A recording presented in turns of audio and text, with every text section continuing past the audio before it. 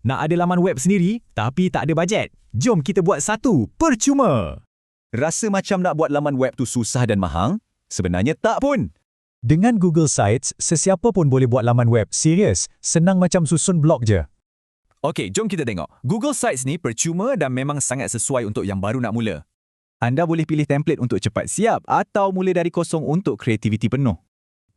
Yang ni penting. Laman web yang hebat bermula dengan pelan, bukan terus bina tau. Ini contoh macam mana nak susun laman web ikut je tujuan anda, sama ada bisnes atau portfolio.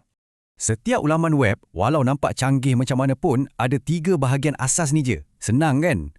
Okey, asas dah faham? Sekarang jom kita lawakkan laman web kita guna tab Themes. Anda boleh guna tema yang sedia ada atau lebih best buat tema custom sendiri. Sekarang, kita nak masukkan kandungan. Semua alat ada dalam panel insert ni.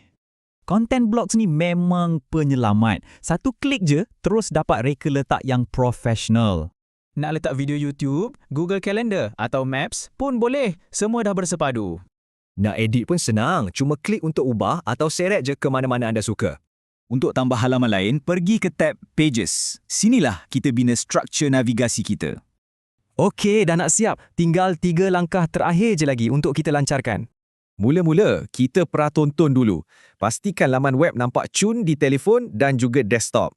Lepas tu, pilih alamat web. Boleh guna yang percuma dari Google atau guna domain sendiri. Lagi satu, tak payah risau. Semua kerja anda akan disimpan secara automatik dalam Google Drive. Bila nak kemas kini, cuma buat perubahan dan klik Publish sekali lagi. Mudah je. Nah, sekarang anda dah ada semua yang diperlukan. Jadi, apa yang anda nak cipta?